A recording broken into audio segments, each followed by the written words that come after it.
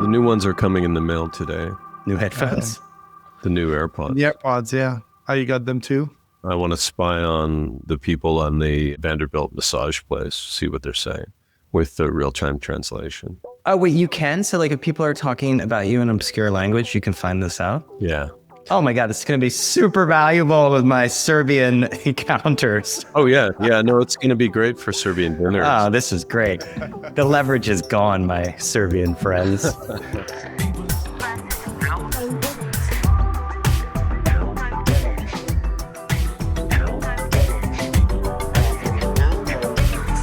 So let's get started. Welcome to People vs. Algorithms, show about free speech, detecting patterns in media technology culture. Joined as always by Troy Young. Troy, welcome. Hi, Brian. Excited to be here. And Alex Schleifer. Hello. I have a hard stop at Yeah, we know. 9. And AB, aka Anonymous Banker, is going to be joining us a little bit later. Let's start. I mean, we sort of scrambled. We were going to cover this a little bit, but let's focus on this. You know, I made a little passing comment about free speech, but I think the inevitable has come to pass. We have been heading in this direction for a little while, and it was inevitable that Trump was going to take aim at quote unquote the media, and he has been doing that in various ways, shapes, or form. And it's pretty predictable what has happened now. Trump has the FCC basically muscled ABC into suspending Jimmy Kimmel's show after Jimmy Kimmel made some, I would say maybe I have a wide latitude, some fairly anodyne remarks and a joke on his show the other night. It was, right? I was trying to watch it and I was like, is this it? Because...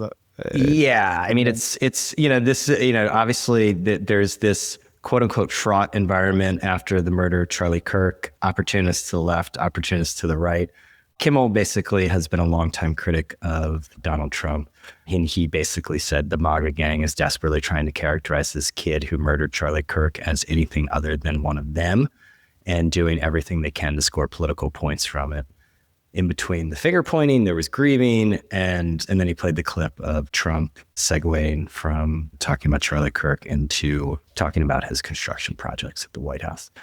I'm not a big Jimmy Kimmel fan. I'm a big free speech fan. This is, part of a larger assault that Trump has been doing on all kinds of institutions of a free and open society. So this is a big test. He earlier this week, he filed a $15 billion lawsuit against the New York Times for a variety of claims, including giving too much credit to Mark Burnett for the success of The Apprentice.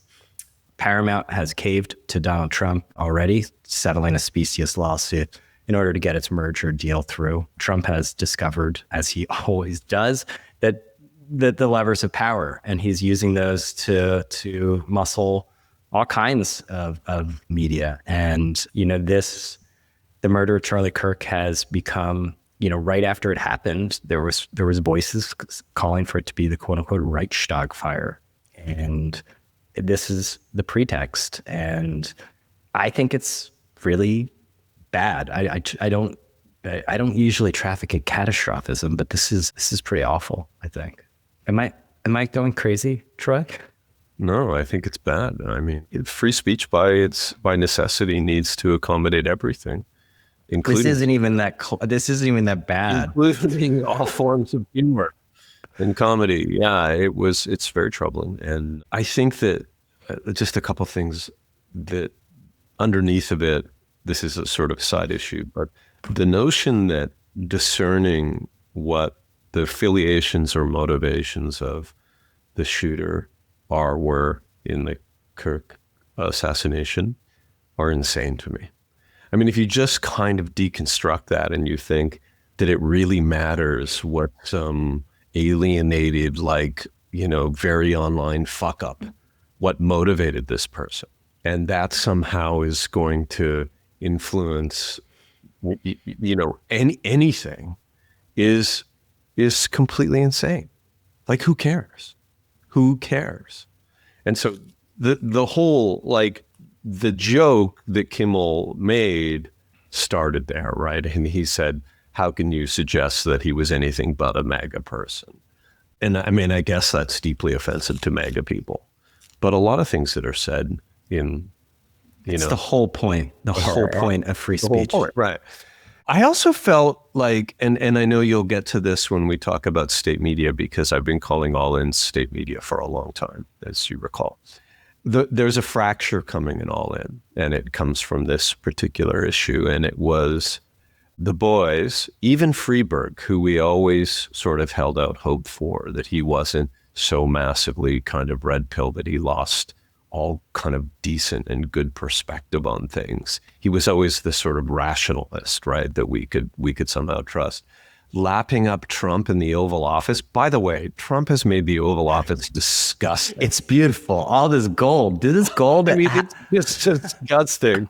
Yeah, I'd love to see their homes if they looked anything like this. Yeah, it just kind of, it felt extremely strange to have them fawning over, you know, the Declaration of Independence that Trump had brought up into the sunlight and framed on the wall of the Oval Office. Power is the ultimate aphrodisiac. And just the sycophancy, the thickness of it is disgusting. But then to watch Jason, who either wasn't invited or said he didn't want to come. Yeah, Jason is the hero of this tale. I think this tells us a lot. Hero. I mean, it's the biggest plot. The biggest plot twist ever is Jason. Oh God. Being this kind. I find myself agreeing with Tucker Carlson on free speech. Jason is the hero in this tale. Yeah, people I strongly agree with today: Karl Rove, Tucker Carlson, Charlie Kirk, and Glenn Greenwald. Right, like that was Jason. So I think the more to come on that story. And the only silver lining here is how futile this will be. Not only is Kimmel martyred, but the good part about sort of the network, right? Media on the network, which has all kinds of externalities as we see every day, is that, you know, there's always a node to route. You can always route the information in any direction you want. It's impossible. Like Nexstar may say, you know, we don't, like, who cares about the Late Show? Sinclair. Sinclair and Nexstar. Yeah. It does expose that for a certain segment of the population, these, you know, large concentrated networks of local broadcasters are very powerful when they can decide to kick the Late Show off and put on an hour tribute to Kirk and to basically shut down a network show. But they're irrelevant but to a small segment of the audience. And obviously the wake that comes off something that's said by something that's on traditional or broadcast television. But the network will make sense of all of this, and the people that matter now and in the future don't get their information from. Yeah, I want to be optimistic, but I don't think it stops here. I think when we hear about the delineation between free speech and hate speech by the Attorney General of the United States of America, that gives me pause that it's going to stop with Jimmy Kimmel and late night hosts. I think overall, you know, free speech, and it's going to expose how unprincipled a lot of people are. You know, I think, you know, Glenn Greenwald, for all of my issues with him, I think he's actually principled. I don't always agree with him, but I think he's principled. I don't think Tucker is principled, but I think it's going to expose a lot of people who don't really have any principles at all and just care about their side winning. If this does continue, Alex, you're going to have to get me an invite to the Trump derangement syndrome meetings. I'm on board. Put in a good word for me on Blue Sky. Yeah, I mean, we know the playbook. Just now we need to see how solid the infrastructure is to make sure it doesn't happen. But I mean, the world is going to need to go through some massive detoxification. The amount of shame surging through our bloodstream is incredible. And just to look at what went on in the UK this week, Alex, like the things that government did to show fealty to Donald Trump is sickening. What were some of the things? I saw a little bit. Well, there's never been a reception like that in history. Is that what Trump said, or is that like... We've never had a reception like this ever. No, look it up. Look it up. Look at what they did. Look at what. I mean, I heard somebody talk about Zuckerberg yesterday, and I think I was listening to the channels with Peter Kafka. Yeah, he was interviewing Alex Heath, who was a Verge reporter who started a Substack and left the Verge. But Peter asked Alex Heath, like, if he thought Zuckerberg's politics were exposed in the Trump era, and he says no. He thinks that he's just a capitalist, and he thinks that a lot of the tech people, it's just capitalism, right? It's just transactional, and we've mentioned it before, but. It is. I mean, hopefully, I don't know. It's not going to last forever, and that is that the new norm after that? Like, is that if you have somebody that you'll always see a kid at the Walmart that throws a tantrum, and the parents just fawn around it and try to give it ice cream so it stops screaming. But it's like, is that a long-term plan here? Is everybody just putting their standards behind them and saying, well, it's just capitalism, it's just transactional, this is fine? Or do they mean it? I don't know. It's hard to tell, right? Like, I mean, or like, again, at this King's dinner in the United Kingdom, Trump was joined by this white tie dinner was joined by, all the people, Tim Cook, Sam Altman, right, probably Bezos. They all felt it was, in their interest to get on their PJs and fly over to join Trump in here's, this kind of ceremonious moment in the United Kingdom. I mean, clearly they all have investments in the country and in Europe, but I don't think that was the motivation. Yeah. I could be wrong. No offense to our British friends. Yeah, but getting that out of your system later is gonna feel bad. It's gonna feel really bad. Yeah. Not a lot of people covering themselves in glory. Bob Iger should not wriggle out of this. He didn't go, actually, but I know, but he made the ultimate alligator arms business decision. The ball goes over the middle, and wide receiver either goes out and gets it and takes the hit. Alex, this is American football, or they get alligator arms. And they can't reach the ball because they don't want to get hit. That's what Bob Iger chose, and a lot of these media companies are choosing, in the words of Brendan Carr, the easy way out. He said, we can do this the hard way or the easy way. And it turns out that a lot of these companies, because of the size of them and their varied interests, are extremely vulnerable. They're vulnerable to pressure on a lot of different fronts. And in a rapidly consolidating industry. Could you play that back to me for a minute from the mind of Bob Iger, late in your career? You should have never come out of retirement. Right. But that's probably one thing that goes through your mind. Yeah. Why did I hang out in Malibu? Rather than take a principled stand, you fear that this would be the beginning of the end for your network, and it's your responsibility as a representative of the shareholders to bend the knee. You tell me. You've more entree into the corridors of power than I do. I think the math is that simple. It's just that when do you get into a place where you can be principled and not give a fuck? By the way, the Disney stock is at least down 1% today. So those broadcast assets. I mean, I think you maybe potentially accelerate the demise of them, for one. Two, like, those late night shows are on their way out. Everybody knows that. So it's probably a calculation of like, well, we're probably going to cancel this thing anyway, so we might as well throw people a bone and show that. Yeah, I get all that, Alex. But you're a distinguished man with a lot of people in the world that look up to you, including your employees. He wrote a whole book, a little hagiography for himself of what a great leader he is. And this is the thing that I find.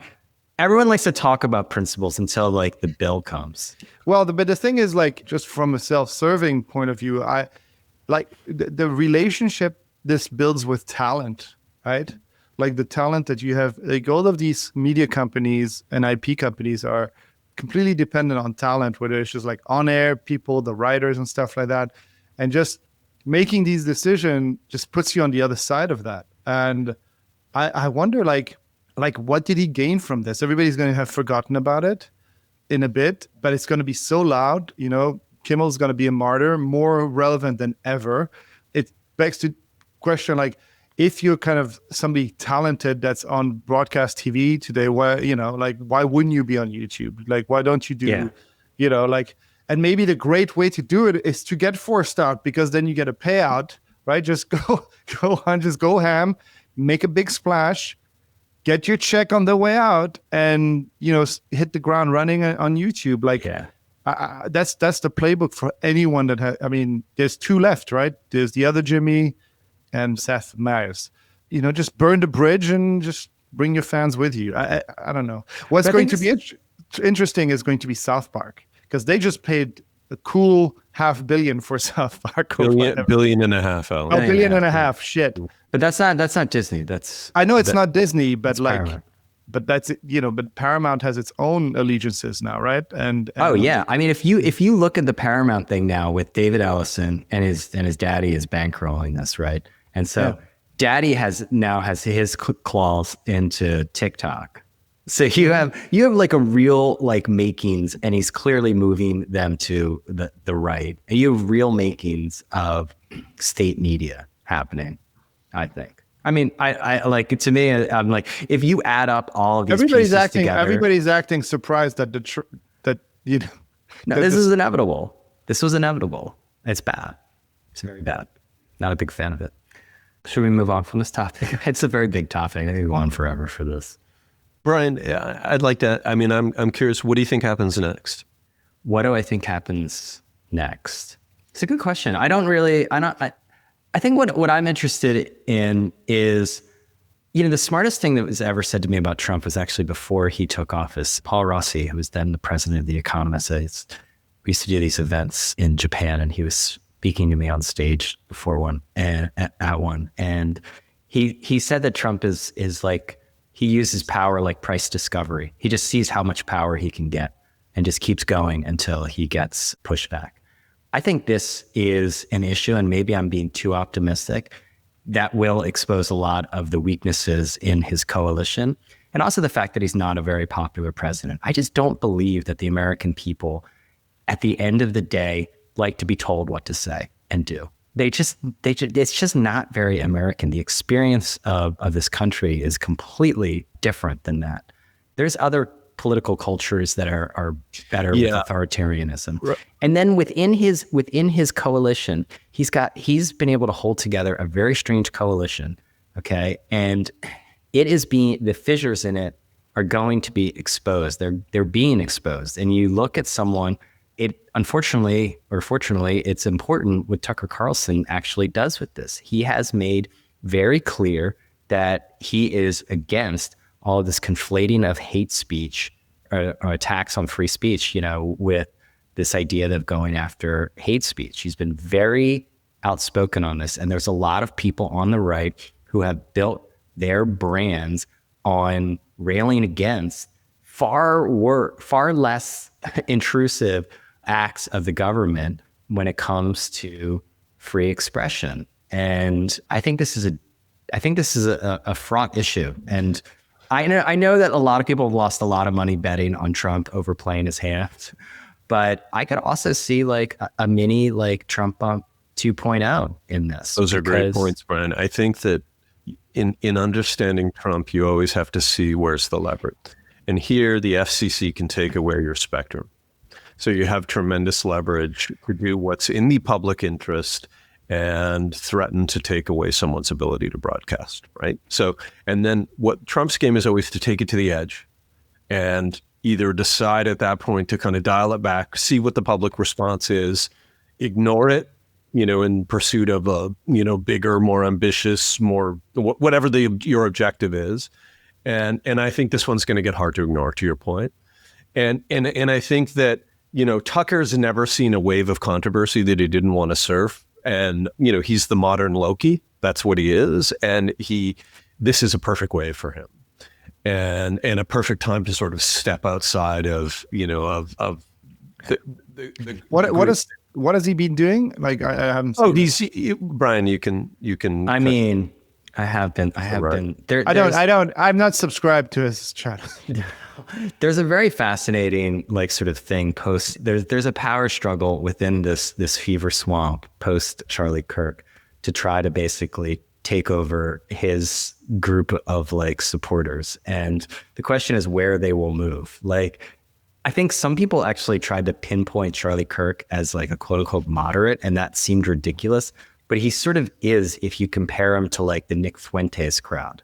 And Nick Fuentes, for anyone who doesn't know him, I've talked about him here because he's basically a white Christian nationalist. He's a young guy. He's unbelievably talented.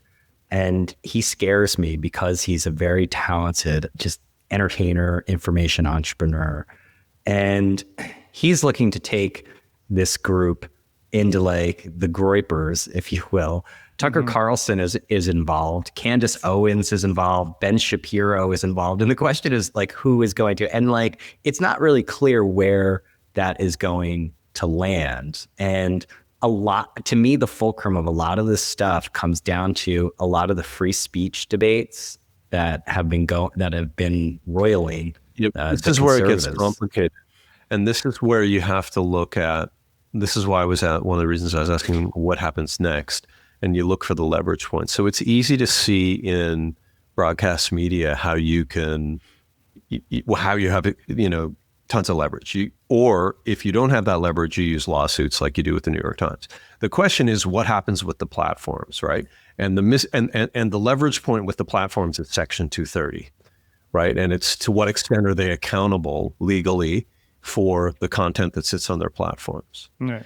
And historically, there's so much cognitive dissonance and hypocrisy in the whole thing because, free speech becomes anything but, what could Trump do to YouTube as an example, to get them to, tamp down any dissident voices that exist there, right?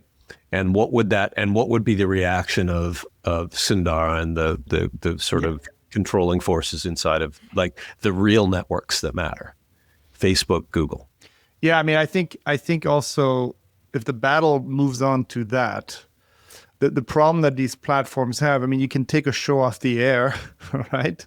But YouTube and Reddit and all of these folks have learned what happens when you try to kind of individually censor or mess with any one of the shows. I think there's always a massive kind of response to that. It's pretty existential for them as well. Them coming in and asking YouTube to remove a show, I think is nigh on impossible. Yeah. Someone like, Nick Fuentes is a great example. He was banned from YouTube in 2020. In TikTok, his content is restricted, et cetera. He's never been more powerful, So look at Alex Jones. Alex Jones was able to. He's still around. Yeah, it's the internet, and I think what happens is what these companies, what they usually have, this may be underreported, but the way they manage this stuff is through algorithm tweaking, right? So the really nasty shit or the shit that people don't want to see just gets buried and buried and buried. They very rarely want to take direct action unless it's very clearly a copyright infringement or some sort of hate speech thing. But the problem with the algorithm shift is it's not performative. It's really performative to fire Jimmy Kimmel. But Google, somebody at the White House saying, hey, they tweaked the algorithm so some of that shit won't show up. That's worth nothing to them. Because you need the equivalent of a ribbon cutting ceremony. Yeah. And it's hard for them to give that. And I think Section 230 is probably also one of the reasons why all these people are saying yes to be paraded. Because if I feel like the option here is it's all a nuclear option, right? You remove it, you change it. All of these businesses are at major risk. So, oh my God, they were shitting their pants inside of the platforms this week at the kind of Utah governor's touch grass moment. Yeah. He said to get off social media, right? And touch grass, which pretty good advice, I think, in general. In general, yes. Can we talk about AI doomerism? It's back. There's a new book out, which I don't know if I'm going to read it, honestly. I think this is one where I've listened to 3 hours of podcasts about this, and I think it's all I need. Eliezer Yudkowsky and Nate Suarez have a new book called, and this is a great title. It reminds me of a liquor store in Miami called I Love Liquor. It's called If Anyone Builds It, Everyone Dies. So I think you kind of know you're not going to get on the one hand, on the other hand from this kind of book. And I listened to a few podcasts with Eliezer or with both of them. And basically the argument comes down to there's so many unknowns and unknown unknowns of AI. And it hinges on this idea that you have one shot of building this thing and that this isn't a typical test and learn engineering situation. It is one where the default outcome becomes catastrophic.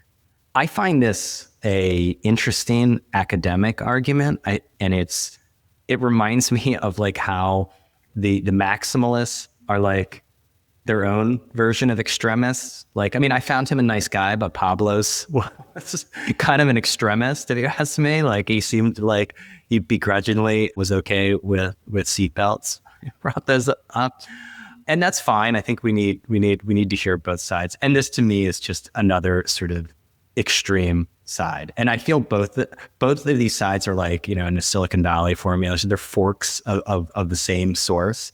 And that source is that sort of strange fever swamp that Alex lives in Silicon Valley. Like, I mean, this is just Berkeley, like talking, with this extremist stuff.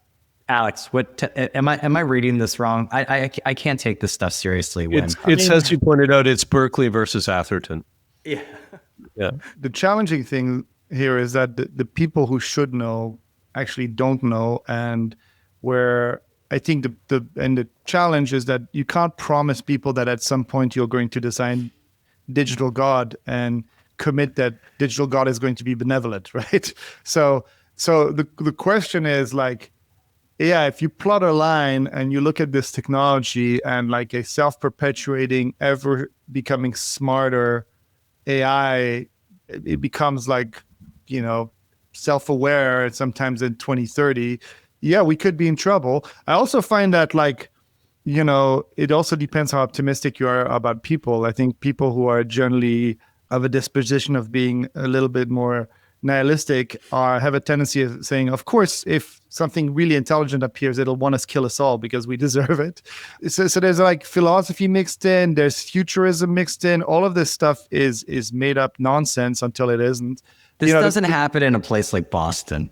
The stuff just doesn't. But the truth is, I think what happened is that we had the pandemic and it kind of broke our brains. And then all of a sudden, a technology really drops on our doorsteps that we thought was impossible for the foreseeable future. Like even the chat bots as they stand today with all their faults feel impossible, 5 years before then. Does that make sense? And so therefore, when something like that becomes possible, then your aperture for what you look at, what you believe the future can become, becomes much wider. Like, oh, well, now we've branched out into all these different paths. The question is, right? Like the example I give is like, hey, we've had these transitional lenses for glasses, that turn your glasses into sunglasses. They came out in the 1960s, yet the best they can do is still just make you look like somebody who shouldn't be let near a school, right? Like they just turn like, you look like Bono at a party or something that's like kind of half dark. Like it's been like 60 years we haven't been able to make those better. And maybe that's where technology kind of plateaus for a while. Because you can talk to a computer doesn't mean you can build like a super I don't know where we made that leap. Like where we said like, well, it wasn't a going concern, but now that we can chat with a stochastic parrot, now we can chat more naturally to a database. Of course, the next step is going to be God and it's going to destroy us.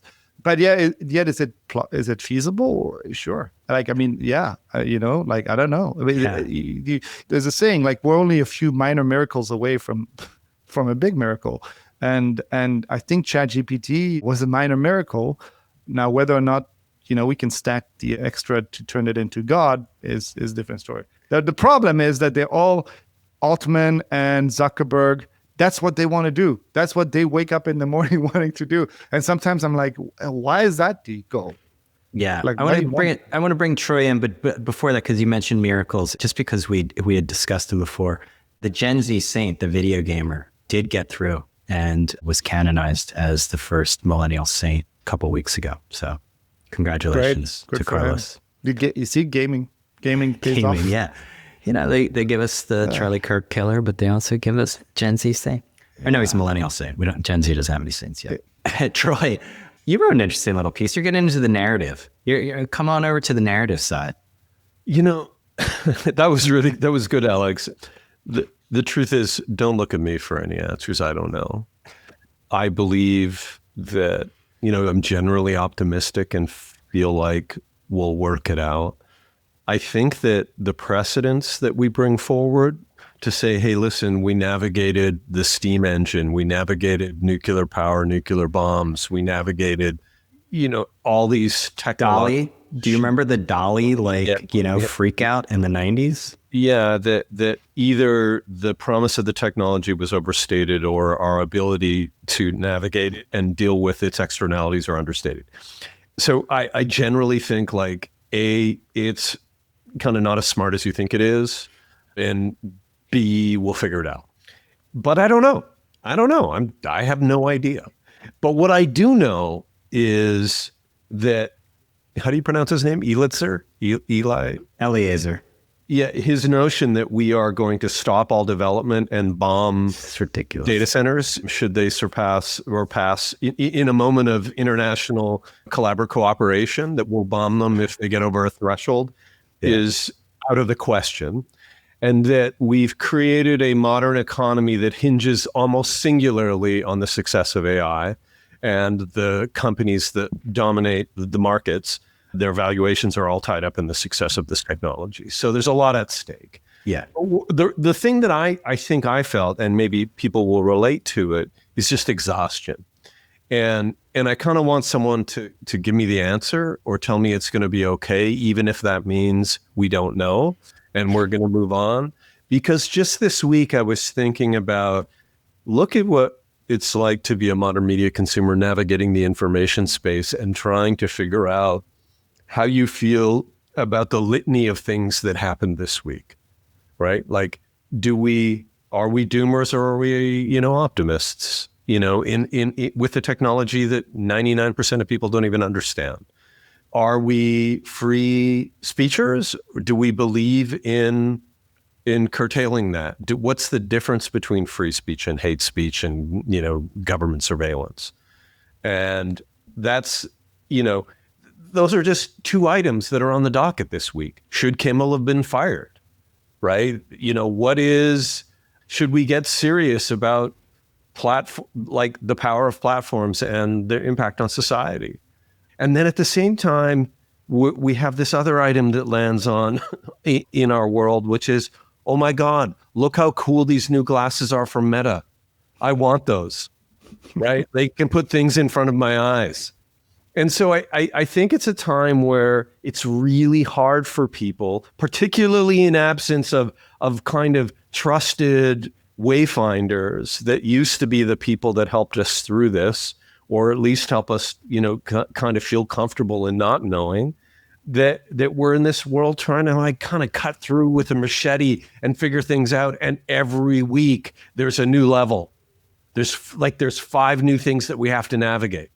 And that in politics, it's become less about left and right being a difference predicated on policy issues, but more on like an overall kind of moral system and kind of worldview. Yeah, I feel like we're kind of a cop-out, Brian, but I'm basically saying these are hard times to figure out how to navigate, what's right and wrong in the world and what we should do. And technology makes it, and AI is sort of the pinnacle of this. It just shows how complex it is to kind of navigate the issues in our world right now. Yeah. And I think it scrambles a lot of neat narratives. I mean, we love neat narratives. It's like AI is going to kill us. AI is a total bubble and a dud. And the answer is always yes. And we always muddle through. I mean, I don't know. I could be wrong. At some point, the question that's often asked is like, are we going towards the Terminator future or the Star Trek future, right? But I mean, even that, like, we're only basing ourselves on like the stories we know, and narratives is everything. And this stuff is so complex that even the people building it don't truly understand how it works. So nobody knows. Yeah. But narrative we're great at as a species, right? Like that we can release a book that says, if it works, everybody dies. And his remedies section, it reminded me that it's like every book editor is going to be like, okay, you lay out a compelling, if theoretical case that this stuff is going to kill us all, but we need to have some kind of prescription about how we head this off. It's like you asking, well, what's next, right? That's the Dormer editor question. Right. And what was clear to me in their what they said, what comes next is they have no serious like agenda for this. This is just playing out some kind of theoretical doom case, but like the idea that the world is going to like lock arms, sing kumbaya, and like, set up a global regulation of data centers is just wholly unrealistic and unserious. I know what comes next, and that's the anonymous banker. Yeah, he's got an OpenAI. They have an OpenAI hat on. Okay, well, we've been talking about these Titanic issues, but I want to talk about an even bigger issue, and that is Puck buying airmail. Yeah. This is the great, newsletter, combination of our time. Puck it's an all stock deal. Breaker, which is a great media newsletter. I don't know if you guys read it. I like Lachlan Cartwright. I'm having a drink with him tomorrow. He's like a feral, like Australian, like he's got a tabloid sensibility. And I think that's a fun way to like cover a lot of the ridiculousness of media. So check out Breaker. I think it's also a good sensibility to have in this day and age of media. Yeah, it's tabloid works great. Yeah. What's behind this deal? Give me the breakdown, maybe. Is it really reported that it's a stock deal? Or did I just say that to you? I think it's been reported. Okay. Let me just make sure. Yeah, because I think at first it wasn't. And when you think about how much money they raised, like $30 million, $35 million for airmail. If Graydon started that today, he would probably raise a couple million and just turn on a Substack. And so when you raise that much money, and like the process started last year, it got leaked or it was in the press last year, right around this time. And it basically took a year for that deal to get done. And so what that signals, I don't know any specific details, but it's like, okay, the process probably went on a long time. There was like a leak that someone else was going to buy it. And the struggle that they have. A leak, in quotes, go on. Yeah. The struggle you bankers love to leak that stuff. Yeah. I don't leak anything. Never. Never. I don't talk about my deals to reporters. And so. There's no guarantee it will go through. Okay. Yeah. But basically what happened, I think what happened is they were in market talking to people, and when you have that much capital, and there's probably we've talked about this idea before, like some preference. So even though it's $30 million of investment, it may have accreted up to a little bit more value. And so unless they could find a number that's well north of that, Graydon and all the other common shareholders were not going to get anything. And so as soon as you lose that like higher number, it doesn't really matter if someone pays 5 or 30, because it's just going to the preferred stockholders. Yes, they need to approve the deal, but it's much easier to get a deal done. Yeah. Like they just paid with. So as soon as I saw that, I was thinking about it, I was like, oh, this is like a stock deal, and Puck could basically choose any value that it wanted to value itself at and say, guys, we'll give you 10 or 20% of our company. Why don't you come over here? We'll keep all the employees, and we'll just keep building and see if we can build something that works out and sell it in the future. And so for all the investors, and I think there's a bunch of overlap between investors in Puck and airmail, such that it made sense to combine the cap structure, and they can keep going. I mean, I think it's funny to see some of the reporting because, some of the people that write for Puck are seen as antagonistic to some of the brands that airmail has. I think they'll figure that out because the brands that airmail has, they want the audience that's reading Puck. So it should be pretty synergistic. Yeah, I mean, Breaker had written about our friend Lauren Sherman. LVMH apparently is not happy with happy with Lauren that much, which is fine. It's a job. Yeah, they'll figure it out. But so what's your question? My question was like, why it makes sense outside of, I mean, maybe Troy, I want to bring you in. Like, I mean, does this make Puck a stronger company? And what does it say about these kind of stripped down models that are looking to not quite be Substack, but, have like basically aggregate a lot of, Substack-like writers? I would say the following. I would say, you have to give it to Graydon Carter, who, if you read his memoir, which is a sort of parading of an endless series of expensive lunches and name-droppy meetups, that, Graydon's good.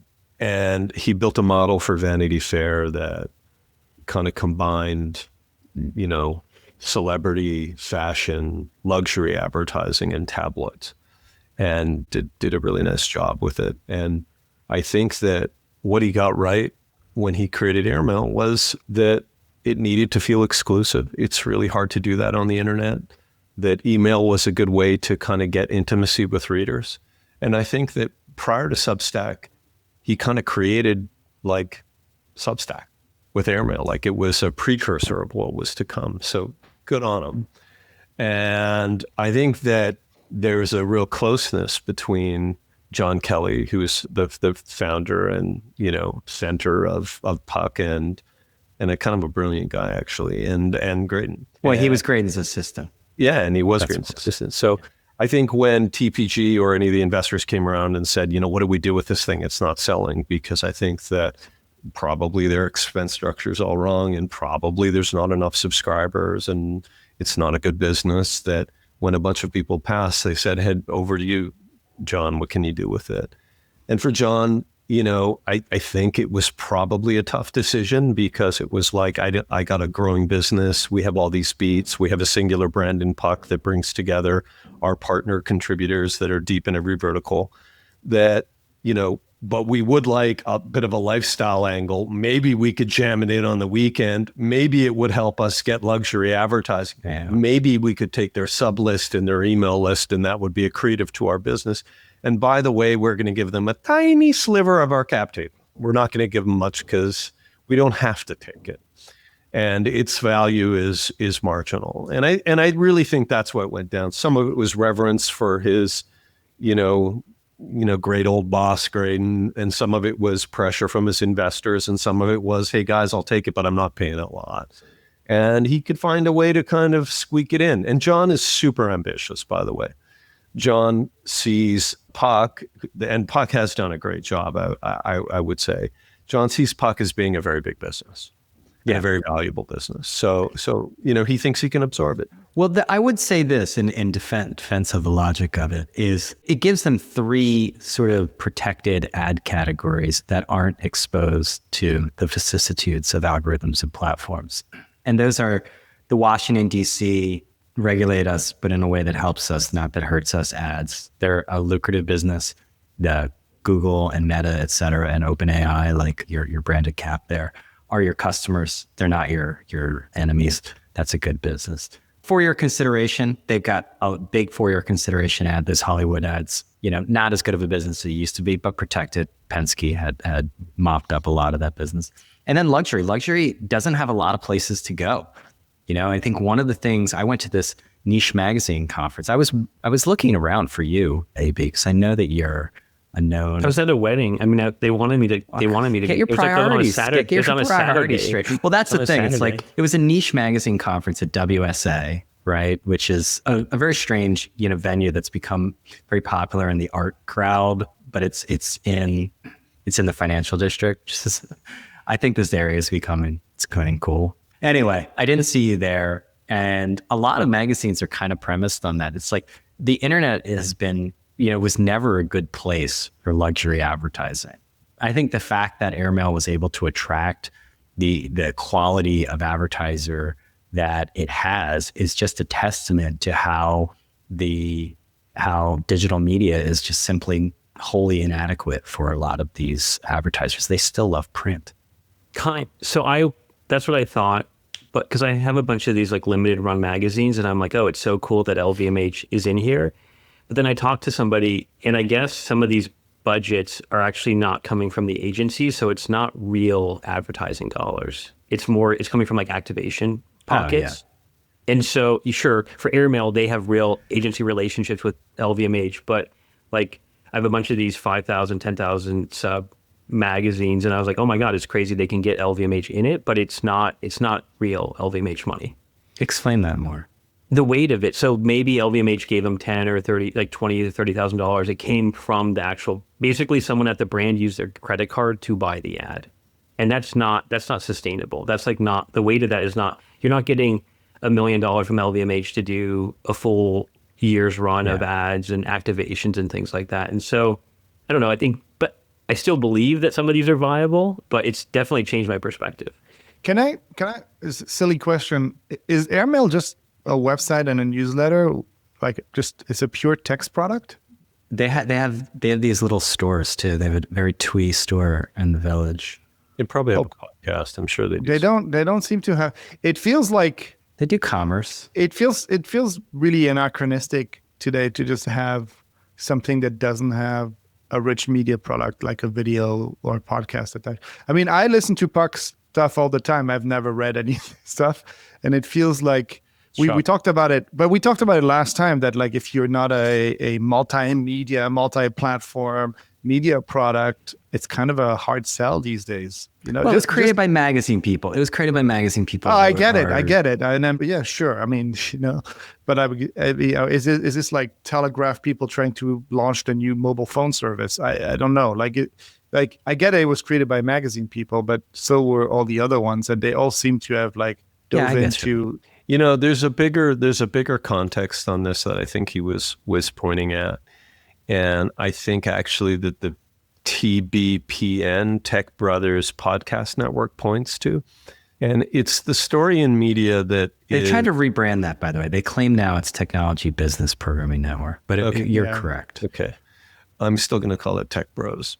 But, it's the line in many of these businesses between kind of hype and brand and real audience service and audience delivery and stickiness and addiction with a core group of people that need you, that value you, that do it at scale, right? And so people, were sending around notes saying like, how did TVP or TBPN raise at what they raised? And truth is, they didn't raise. Wait a second. I got to be the fact guy. They didn't raise. Or they were looking to raise money, or they didn't raise money. I think they did. They got Zuckerberg on yesterday. Well, let me finish the story, and but first find out. Do the fact check. I know. You would know. Blake. I don't know if they were. I mean, the good thing is, why does no one believe me? I don't think they need to raise money. I don't know. I can. I promise you, they have not raised money. I'll ask. Oh my God! The value of texting. I have before I have a hard stop. Before I head off, I think that they should rebrand TBPN. They should rebrand TBPN to the Tech Bosses Puppets Network. I mean, wow.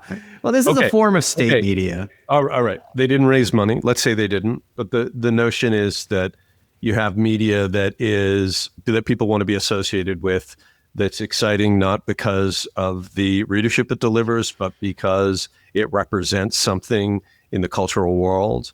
What they announced at Tech Brothers was that they had reached, $10 million in revenue and hired a president, and we're looking to grow to 30. So I apologize.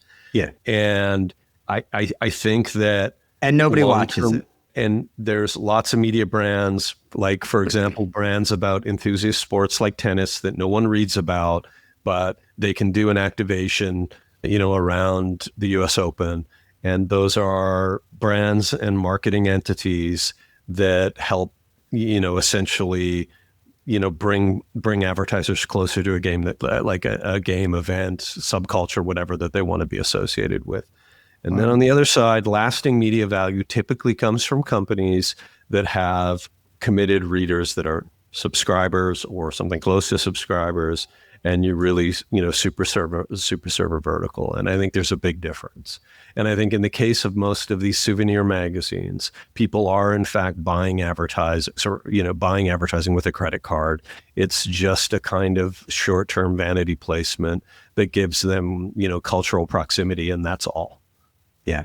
Alex, do you have to bounce? Peace. But can we talk about one thing? Go ahead. Sure.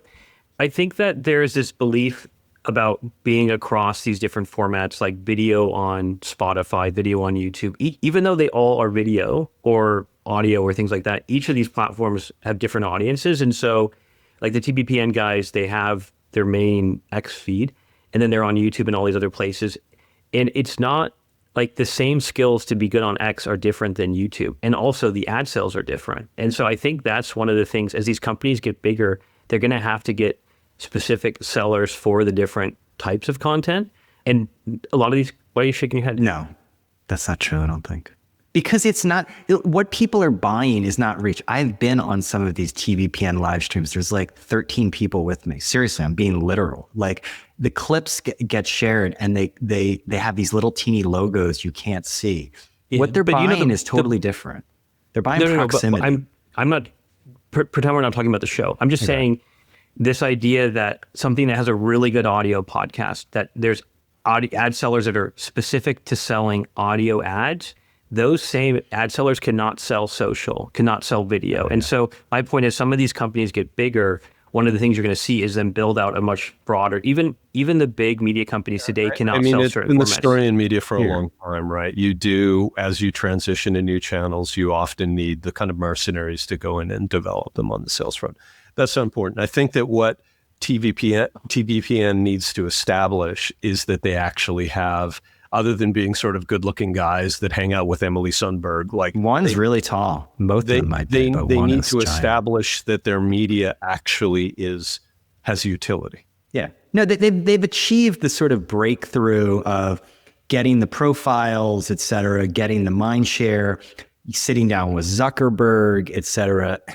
Now it's just actually adding real audience at the end of the day. Repeatable audience. Yeah. I mean, but you're missing the point of the show. But let me go back. The reason I was making the point is, if you say there's a really good podcast and you're like, why don't they have video? Why don't they have these other things? The only way a media company is sustainable is when you attach ad revenue to whatever format is. And so my point is, if you have like a really strong audio audience, you can't just go, oh, let's turn on video and we're going to sell ads in 2 seconds. And so as you see some of these new companies scale, I think what you're going to see more and more is like they need to actually add the sales capability to sell those new formats. And that's something that not everyone knows that they have to sell advertising, but it's not necessarily understood at the level, because like you can't just turn on a YouTube channel and pump out premium YouTube content unless you've raised a lot of money, and that usually doesn't end well. And so that's just the point I'm making. On TBPN, the point is they don't need anybody to watch the 3 hours. The 3 hours is very simple. They're trying to capture the news that happens that day. So it's like trolling, right? Not trolling like internet trolling, but trolling like phishing. Yeah. So say a news story pops up, you get the VC on that did the deal, you do the interview and you clip it up. So the 3 hour show, I don't know their specific goal around that, but you never need anyone to watch that. You need people to watch the clips. And so that's the value of the 3 hour format, is to capture that without commercial breaks. Because if you're on TV, everything is bounded by, oh, we gotta move to the next segment. They don't have to do that. They don't give a fuck, right? They just can keep going and keep talking to people. And so the value is the clips, and they have to figure out how it's going to live on other platforms. Yeah, agreed. Yeah. All right. Do we have a good product? Okay. I do have one. Maybe I'll start with a question. Brian, do you have a favorite cover? Not a magazine cover, like a song, a cover, so that someone covered a song that you loved. That did a great job. Something that in your mind defines the perfect cover. I don't have one. No. Maybe. Give me an example. Cover of what? Like a cover of a song. You mean like where the cover is better than the original? The Lana Del Rey. She sing the Sublime the song. Original, precisely. Yeah, the Lana Del Rey song, Summertime. Okay. Miley Cyrus does a lot of good covers. Well, this week I stumbled onto 2 albums of covers, and I thought it was, enough of a kind of 2 data points that it was worth highlighting. One of them is amazing. It's only 5 songs, and it's Iron and Wine together with this guy, Ben Bridwell, who's the singer of a band called Band of Horses. And there's 5 songs on this album that just came out, and they're all covers. And like the song, I still haven't found what I'm looking for from U2. Like, I don't care about that song, but the cover that these guys make is brilliant. It's brilliant. So good. They also cover this song by Kendrick Lamar called Luther that he sort of famously this summer, I think it's from this summer, he sampled Luther Vandross. And so they covered Luther. And then they, of course, covered the great song More Than This by Brian Ferry that together. This is a great album. And then someone texted me and said, you should listen to this other sort of jazz album by pianist and composer, a guy named Brad Mehdow. Anyway, the album's called Ride Into the Sun, and it's jazz covers of Elliott Smith songs. And maybe I'm getting a little bit too kind of music nerdy here for you guys, but Elliott Smith was a brilliant kind of pop, like soulful, I remember Elliott singer who killed himself.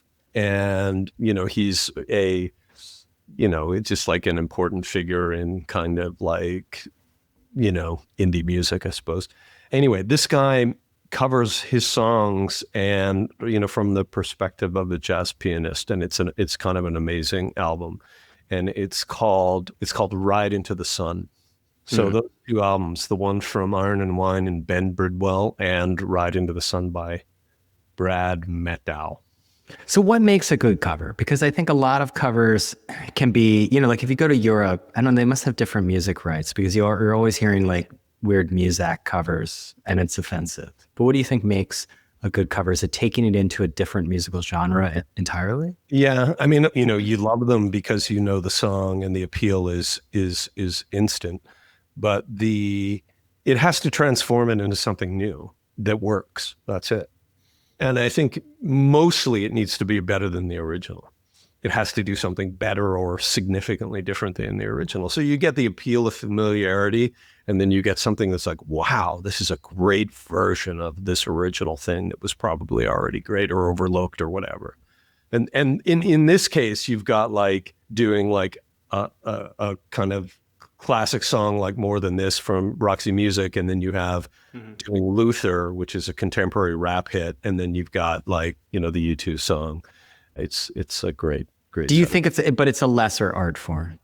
No, I don't. I mean, you don't think it is? Obviously, it is a lesser art form, but it's sort of like when someone can elevate it, it is what it is. An elevated lesser art form. There's actually a really interesting company. There's a couple TV shows that have used covers recently and basically bumped that song. Bumped the listening of a song from the 70s or 80s or 60s. And so there's a company that's contracting with musicians where each week they give the musicians that one song to go and do different versions of. And they use technology and AI tools to do the production faster.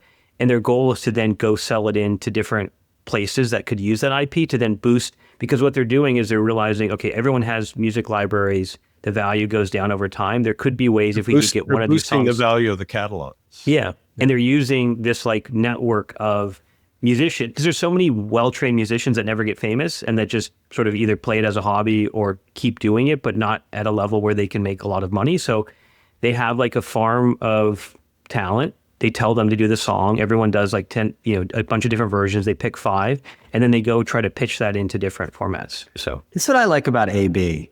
No prep. Troy brings out some covers, like good product, and he takes it directly into a private equity angle. It's a beautiful thing. So I actually went down the rabbit hole last week on this. So, because on Spotify, they actually do a good job of connecting you to these covers and remixes, but only for certain musicians and songs. So I researched it, and basically the musician can control if Spotify is allowed to show you the same song by other people. So like if there's a song that you like a lot, you like to listen to other versions of it. And some musicians, I was like, why can I find all the remixes and why for something that I can't? And it's basically a setting at the artist level that they can turn it on and off. So, because Spotify does a really good job of connecting you.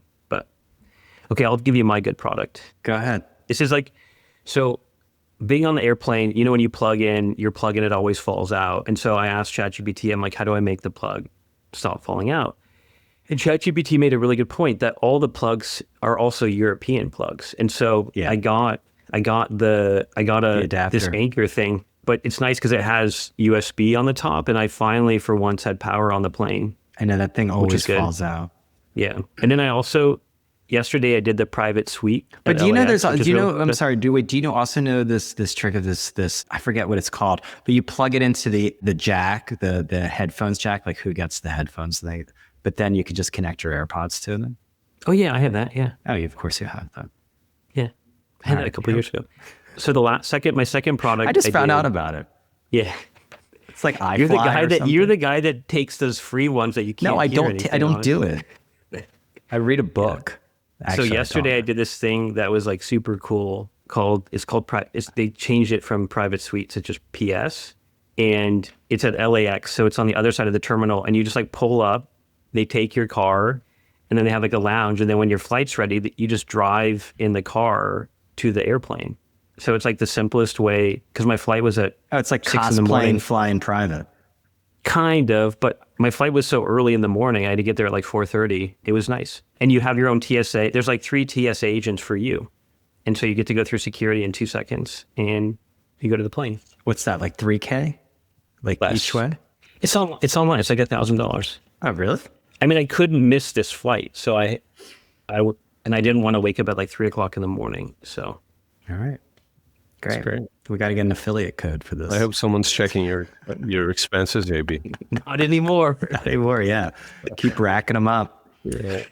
That's it for this episode of People versus Algorithms, where each week we uncover patterns shaping media, culture, and technology. Big thanks, as always, to our producer, Vanya Arsenov. She always makes us a little clearer and more understandable, and we appreciate her very, very much. If you're enjoying these conversations, we'd love for you to leave us a review. It helps us get the word out and keeps our community growing. Remember, you can find People vs. Algorithms on Apple Podcasts, on Spotify, and now on YouTube. Thanks for listening, and we'll see you again next week. All right. Let's leave it there. Thanks, guys. This is good. Appreciate it.